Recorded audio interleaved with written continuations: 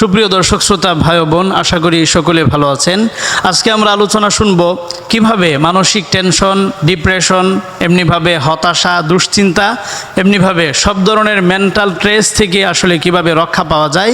এই বিষয়ে পবিত্র কোরআন এবং রাসূলের সহিহ সুন্নাহর আলোকে 10টি আমল এবং দোয়া সম্পর্কে আজকে আমরা জানব। সুপ্রিয় দর্শক শ্রোতা, মানসিক টেনশন, ডিপ্রেশন, হতাশা এটা কিন্তু আমাদের সবার জীবনে কম বেশি হয়।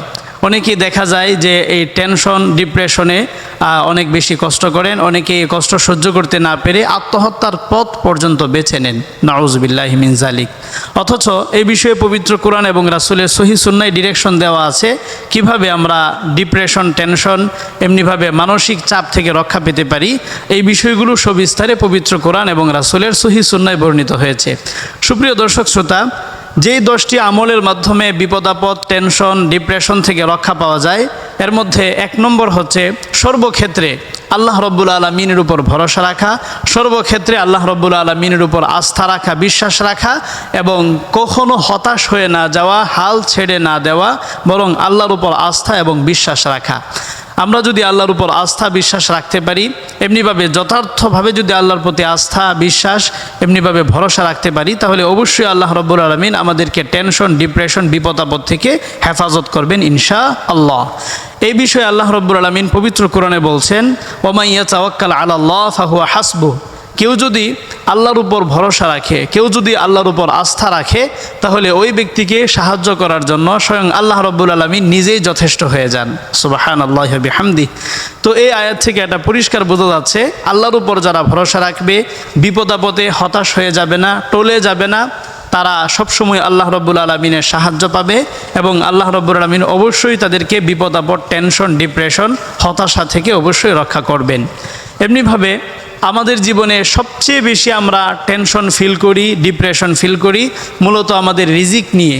রিজিক মানে হচ্ছে আমাদের জীবনে যা কিছু প্রয়োজন, এভরিথিং, সব কিছুকে একসাথে রিজিক বলা হয়। তো কোনো ব্যক্তি যদি আল্লাহর উপর ভরসা রাখে, আল্লাহর উপর আস্থা রাখে, তাহলে আল্লাহ রাব্বুল আলামিন রিজিক কেন্দ্রিক যত টেনশন, ডিপ্রেশন হতে পারে সব কিছুই কিন্তু আল্লাহ রাব্বুল আলামিন দূর করে দিবেন। এই বিষয়ে সুনানে তিরমিজিতে একটা হাদিস বর্ণিত হয়েছে। বিশ্বনবী বলেছেন, লাউ আন্নাকুম কুনতুম তাওয়াক্কালুনা আলাল্লাহি হাক্কা তাওয়াক্কুলিহি লা রুজিকতুম কামা তুরজাকুত তায়র। তোমরা যদি আল্লাহর উপর পরিপূর্ণভাবে আস্থা এবং ভরসা রাখো, তাহলে পাখিকে আল্লাহ রাব্বুল আলামিন যেভাবে তিনি রিজিক দান করেন, খাবার দান করেন, তোমাদেরকেও কিন্তু আল্লাহ রাব্বুল আলামিন এই প্রক্রিয়ায় রিজিক দান করবেন। সুবহানাল্লাহি ওয়া বিহামদিহি। তো এই আয়াত এবং এই হাদিস থেকে এটা পরিষ্কার বোঝা যাচ্ছে, আমরা যদি আল্লাহর উপর আস্থা রাখতে পারি, আমরা যদি আল্লাহর উপর ভরসা রাখতে পারি, তাহলে অবশ্যই আমরা আল্লাহর সাহায্য পাবো। সেই সাথে টেনশন, ডিপ্রেশন, বিপদাপদ থেকে অবশ্যই আল্লাহ আমাদেরকে রক্ষা করবেন। দ্বিতীয় যে আমলটার কথা পবিত্র কোরআন এবং রাসূলের সহিহ সুন্নাহয় বর্ণিত হয়েছে, সেটা হচ্ছে নামাজের ব্যাপারে যত্নশীল হওয়া, নামাজের ব্যাপারে সিনসিয়ার হওয়া। নামাজের ব্যাপারে যারা যত্নশীল থাকবে, সিনসিয়ার থাকবে, আন্তরিক থাকবে, আল্লাহ রাব্বুল আলামিন অবশ্যই তাদেরকে টেনশন, বিপদাপদ থেকে রক্ষা করবেন। এই বিষয়ে আল্লাহ রাব্বুল আলামিন পবিত্র কোরআনে বলছেন, আলা বিযিকরিল্লাহি তাতমাইন্নুল কুলুব। নিশ্চয়ই আল্লাহ রাব্বুল আলামিনের স্মরণের মাধ্যমে, আল্লাহ রাব্বুল আলামিনকে স্মরণ করার মাধ্যমে, আল্লাহর জিকিরের মাধ্যমে হৃদয়ে মানসিক প্রশান্তি অনুভূত হয় এবং সব ধরনের টেনশন, বিপদাপদ মুক্ত সুন্দর একটা পিসফুল লাইফ গেইন করা যায়। তো এই আয়াত থেকে এটা পরিষ্কার, জিকিরের মাধ্যমে মানসিক শান্তি অর্জিত হয়। আর সবচেয়ে বড় জিকির হচ্ছে নামাজ আদায় করা। নামাজ যখন আপনি আদায় করছেন, তখন আল্লাহ পাকের আপনি খুব কাছাকাছি চলে গেছেন এবং এটা হচ্ছে জিকিরের সর্বোচ্চ এবং সবচেয়ে গুরুত্বপূর্ণ মাধ্যম। এই বিষয়ে সুনানে আবি দাউদে একটা হাদিস বর্ণিত হয়েছে, হযরতে হুযায়ফা ইবনুল ইয়ামান থেকে বর্ণিত। তিনি বলেছেন, কানা রাসূলুল্লাহ সাল্লাল্লাহু আলাইহি ওয়াসাল্লাম ইযা হাযাবাহু আমরুন সাল্লা। রাসূলের যখন কোনো বিষয়ে টেনশন হতো, রাসূল যখন কোনো বিষয়ে ডিপ্রেশন ফিল করতেন, তখন লেট না করে তাৎক্ষণিক তিনি নামাজে দাঁড়িয়ে যেতেন। এজন্য আমরা যদি নামাজের ব্যাপারে যত্নশীল হতে পারি, বিশেষ করে ফরজ নামাজগুলোর ব্যাপারে যত্নশীল হতে পারি, সেই সাথে সুনির্দিষ্ট কোনো বিপদ যদি আমাদের উপর আসে, তাহলে 2 রাকাত সালাতুল হাজাহ নামাজ আদায় করে আমরা যদি আল্লাহর কাছে দোয়া করতে পারি, তাহলে অবশ্যই আল্লাহ রাব্বুল আলামিন আমাদেরকে টেনশন থেকে, এমনিভাবে ডিপ্রেশন থেকে মুক্তি দিবেন। 3 নম্বর যে আমলটার কথা বলবো, সেটা হচ্ছে সবর করা, ধৈর্য ধারণ করা, কোনো ক্ষেত্রেই হাল ছেড়ে না দেওয়া। যত ধরনের বিপদ আপদ, যত ধরনের টেনশন ডিপ্রেশন আমার জীবনে আপনার জীবনে আসুক না কেন, কখনো হাল ছেড়ে না দেওয়া, বরং আল্লাহর উপর আস্থা রেখে অত্যন্ত ধৈর্য সহকারে পরিস্থিতি মোকাবেলা করা, এটা হচ্ছে টেনশন থেকে বাঁচার সবচেয়ে বড় আমল। সবর বা ধৈর্য এটা এমন একটা আমল, এই আমলের কি যে প্রতিদান আল্লাহ রব্বুল আলামিন দিবেন সেটা কিন্তু আল্লাহ রব্বুল আলামিন ঘোষণা করেননি, আল্লাহ নিজ হাতে প্রদান করবেন। পৃথিবীতে এমন দুইটা আমল আছে যেই দুইটা আমলের প্রতিদান আল্লাহ রব্বুল আলামিন নিজ হাতে দিবেন, কোনো ফেরেশতার মাধ্যমেও দিবেন না। সেই সাথে এগুলোর যে কি প্রতিদান হবে সেগুলো আল্লাহ রব্বুল আলামিন এখনও তিনি ঘোষণা করেন নাই। এর মধ্যে এক নম্বর আছে হচ্ছে রোজা বা সিয়াম পালন করা। যারা সিয়াম পালন করবে আল্লাহ রব্বুল আলামিন তাদেরকে নিজ হাতে পুরস্কার দিবেন। এই বিষয়ে হাদিসে কুদসির মধ্যে আল্লাহ পাক বলেন, আস-সাওমু লি ওয়া আনা আজিজি বিহি, যে বান্দা যখন রোজা রাখে তখন শুধুমাত্র আমাকে সন্তুষ্ট করার জন্যই রাখে, এজন্য রোজার প্রতিদানটা আমি আল্লাহ আমার বান্দাকে নিজ হাতে প্রদান করব। সুবহানাল্লাহি ওয়া বিহামদিহি। আর দ্বিতীয় যে বিষয়টা সেটা হচ্ছে ধৈর্য ধারণ করা, সবর করা। এই বিষয়ে আল্লাহ রাব্বুল আলামিন পবিত্র কোরআনে বলছেন, ইন্নামা ইউওয়াফাস সাবিরুন আজরাহুম বিগাইরি হিসাব। যারা ধৈর্য ধারণ করবে বিপদ আপদে টলে যাবে না, সর্বক্ষেত্রে ধৈর্যশীলতার পরিচয় দিবে, আল্লাহ রাব্বুল আলামিন তাদেরকে এত বেশি পুরস্কার দিবেন যেটা আসলে ভাবাই জানা, কল্পনাই করা যায় না। এজন্য এই দুইটা আমলের প্রতিদান যেহেতু আল্লাহ নিজে দিবেন, এজন্য ধৈর্য ধারণ করতে হবে, কোনো ক্ষেত্রেই হতাশ হওয়া যাবে না। তাছাড়া বিপদ আপদ অনেক সময় বান্দাকে পরীক্ষা করার জন্য আসে। এই বিষয়ে সূরা তিরমিজিতে একটা হাদিস বর্ণিত হয়েছে। বিশ্বনবী বলেছেন, ইন্নাল্লাহা ইযা আহাব্বা কওমান ইবতালাহুম। আল্লাহ যখন কোনো ব্যক্তিকে, কোনো গোষ্ঠীকে, কোনো জনপদকে যখন তিনি অনেক বেশি ভালোবাসেন তখন তাদেরকে বিভিন্ন ধরনের বিপদ আপদ দিয়ে তিনি পরীক্ষা করেন। ফামান রাদিয়া ফালাহুর রিদা। কেউ যদি আল্লাহর দেয়া এই বিপদ আপদে ধৈর্য ধারণ করে, সন্তুষ্ট থাকে যে আল্লাহ পাক যেটা আমার ব্যাপারে ফয়সালা করেছেন সেটা আমি মেনে নিয়েছি, হাহুতাশ না করে, আল্লাহ পাক তার প্রতি সন্তুষ্ট হয়ে যান। আর কেউ যদি হাহুতাশ করে, হতাশ হয়ে যায়, ভেঙে পড়ে, ধৈর্য ধারণ না করে, তাহলে আল্লাহ পাক তার প্রতি অসন্তুষ্ট হন। এজন্য বিপদ আপদ, টেনশন, ডিপ্রেশন এটা অনেক সময় আল্লাহর পক্ষ থেকে নিয়ামত হিসেবেও এসে থাকে। এজন্য ধৈর্য ধারণ করা, বিপদ আপদে টলে না যাওয়া, হতাশ হয়ে না যাওয়া, এটা বিপদ আপদ দূর করার তৃতীয় গুরুত্বপূর্ণ আমল। 4 নম্বর যে আমলটার কথা বলবো সেটা হচ্ছে বেশি বেশি দরুদ পাঠ করা।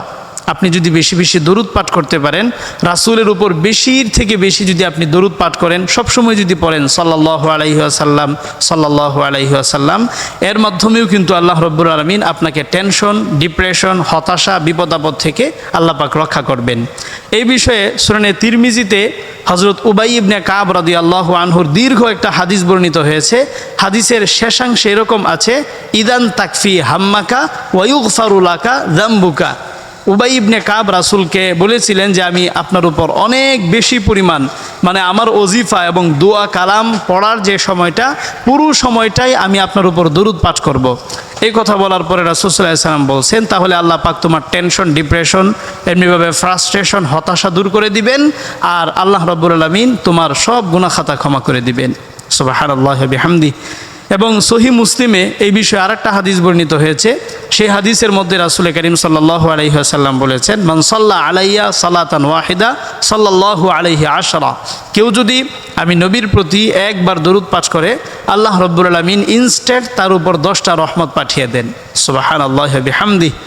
তো এই জন্য আমরা যদি দরুদ বেশির থেকে বেশি পাঠ করতে পারি, তাহলে আল্লাহর উপর, রাসূলের উপর বেশি বেশি দরুদ পাঠ করার কারণে আল্লাহ রাব্বুল আলামিন আমাদের উপর রহমত পাঠাবেন।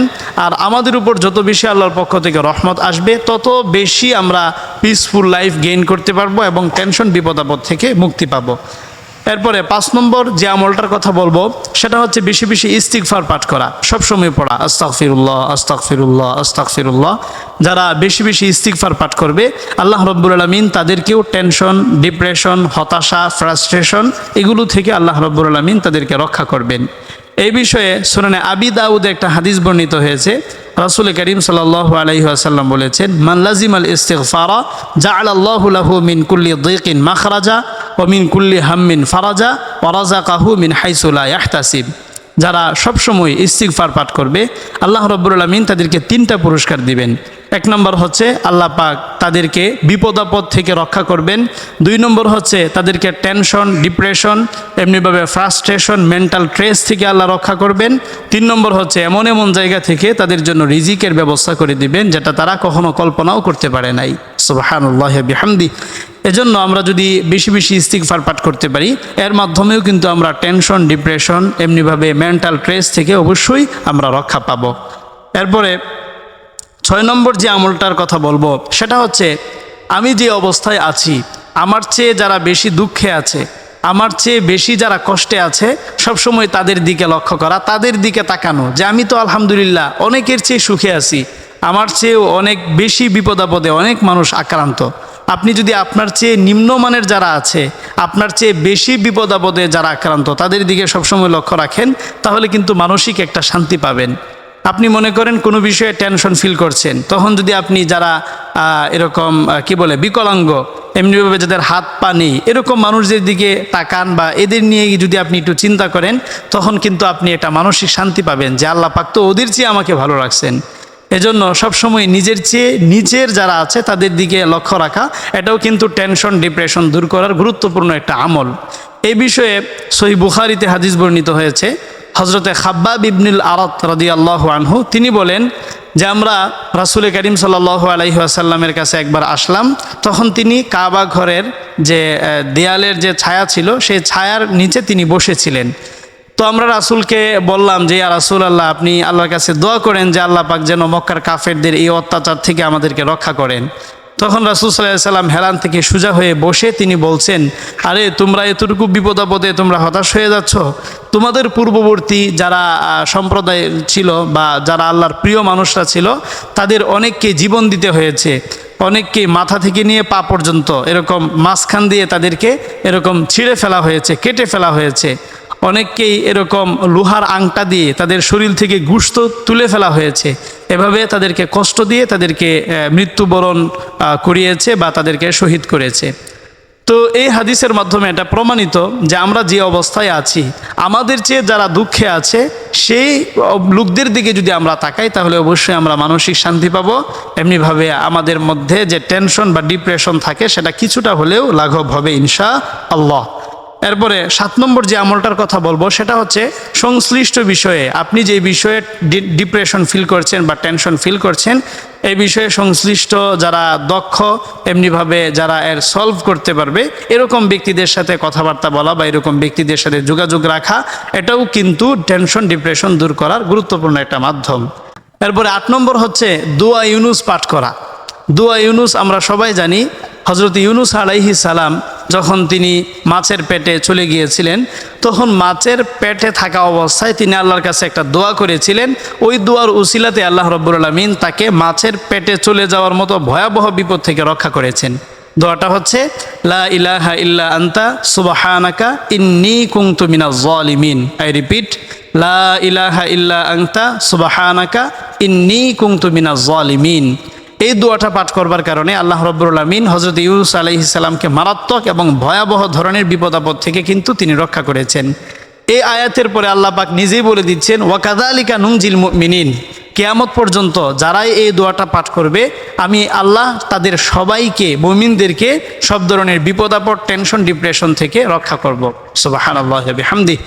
তো এই জন্য যে কোনো বিপদ আপদে সবচেয়ে বড় দোয়া যেটা আপনার পড়তে হবে বিপদ আপদ, টেনশন, ডিপ্রেশন থেকে রক্ষা পাওয়ার জন্য, সেটা হচ্ছে দোয়া ইউনুস পাঠ করা। এরপরে 9 নম্বর যে আমলটার কথা বলবো সেটা হচ্ছে হজরতে আইয়ুব আলাইহিস সালাম, তিনি যখন বহু বছর পর্যন্ত জটিল একটা চর্মরোগে আক্রান্ত ছিলেন, তো ওই জটিল একটা চর্মরোগে আক্রান্ত থেকে তিনি একটা দোয়া করেছিলেন। ওই দোয়ার উসিলায় বা বরকতে আল্লাহ রাব্বুল আলামিন তার চর্মরোগ তিনি সুস্থ করে দিয়েছেন। ওই দোয়াটা পাঠ করা, সেটাও কিন্তু বিপদ আপদ থেকে রক্ষা পাওয়ার গুরুত্বপূর্ণ একটা আমল। দোয়াটা হচ্ছে রব্বি আন্নী মাসানিয়াদ দুররু ওয়া আনতা আরহামুর রাহিমিন। আই রিপিট, রব্বি আন্নী মাসানিয়াদ দুররু ওয়া আনতা আরহামুর রাহিমিন। এই দোয়াটা যারা বেশি বেশি পাঠ করবে, যে কোনো বিপদ আপদে পাঠ করবে, আল্লাহ রাব্বুল আলামিন অবশ্যই তাদেরকে বিপদ আপদ থেকে রক্ষা করবেন। সর্বশেষ 10 নম্বর যে আমলটার কথা বলবো সেটা হচ্ছে এই দোয়াটা পাঠ করা, ইন্না লিল্লাহি ওয়া ইন্না ইলাইহি রাজিউন। এই দোয়াটা আমরা সবাই জানি, মানুষ যখন মারা যায় তখন আমরা এই দোয়াটা পাঠ করি। মূলত মানুষ মারা যাওয়া এটা একটা বিপদ, আপনার কোনো আত্মীয় স্বজন যখন মারা গেল, তখন আপনি যেহেতু একটা বিপদে পড়েছেন, এই জন্য মূলত এই দোয়াটা পাঠ করা। তো আপনি যদি আত্মীয় স্বজন মারা যাওয়া ছাড়াও যে কোনো বিপদে যদি এই দোয়াটা পাঠ করেন, তাহলে অবশ্যই আল্লাহ রাব্বুল আলামিন আপনাকে অবশ্যই বিপদ আপদ, টেনশন, ডিপ্রেশন থেকে রক্ষা করবেন। তাহলে আজকে আমরা জানলাম যে বিপদ আপদ, টেনশন, ডিপ্রেশন দূর করার গুরুত্বপূর্ণ 10টি আমল এবং দোয়া রয়েছে। এর মধ্যে 1 নম্বর হচ্ছে সর্বক্ষেত্রে আল্লাহর উপর ভরসা রাখা, আল্লাহর উপর আস্থা রাখা, বিশ্বাস রাখা। 2 নম্বর হচ্ছে 5 ওয়াক্ত নামাজ জামাতের সাথে আদায় করা, সেই সাথে সালাতুল হাজত নামাজ আদায় করা। 3 নম্বর হচ্ছে ধৈর্য ধারণ করা, কখনো হতাশ না হয়ে যাওয়া, টলে না যাওয়া। 4 নম্বর হচ্ছে বেশি বেশি রাসূলের উপর দুরূদ পাঠ করা, সবসময় পড়া সাল্লাল্লাহু আলাইহি ওয়াসাল্লাম। 5 নম্বর হচ্ছে বেশি বেশি ইস্তিগফার পাঠ করা। 6 নম্বর হচ্ছে নিজের চেয়ে যারা বেশি বিপদ আপদগ্রস্ত, অনেক বেশি কষ্টে আছে, সবসময় ওই সমস্ত ব্যক্তিদের দিকে লক্ষ্য রাখা বা লক্ষ্য করা। এরপরে 7 নম্বর হচ্ছে সংশ্লিষ্ট বিষয়ে দক্ষ এবং প্রাজ্ঞ ব্যক্তিদের থেকে পরামর্শ নেওয়া। 8 নম্বর হচ্ছে দোয়া ইউনুস তথা লা ইলাহা ইল্লা আনতা সুবহানাকা ইন্নী কুনতু মিনাজ জালিমিন, এই দোয়াটা পাঠ করা। 9 নম্বর হচ্ছে রব্বি আন্নী মাসানিয়াদ দুর ওয়া আনতা আরহামুর রাহিমিন, এই দোয়াটা পাঠ করা। সর্বশেষ 10 নম্বর হচ্ছে ইন্না লিল্লাহি ওয়া ইন্না ইলাইহি রাজিউন, এই দোয়াটা পাঠ করা। এই 10টি দোয়া এবং আমল যদি আমরা করতে পারি, অবশ্যই আল্লাহ রাব্বুল আলামিন আমাদেরকে টেনশন, বিপদ আপদ, ফ্রাস্ট্রেশন, হতাশা, মেন্টাল স্ট্রেস থেকে আমাদেরকে রক্ষা করবেন ইনশাআল্লাহ। আল্লাহ আমাদেরকে আমল করার তৌফিক দিন।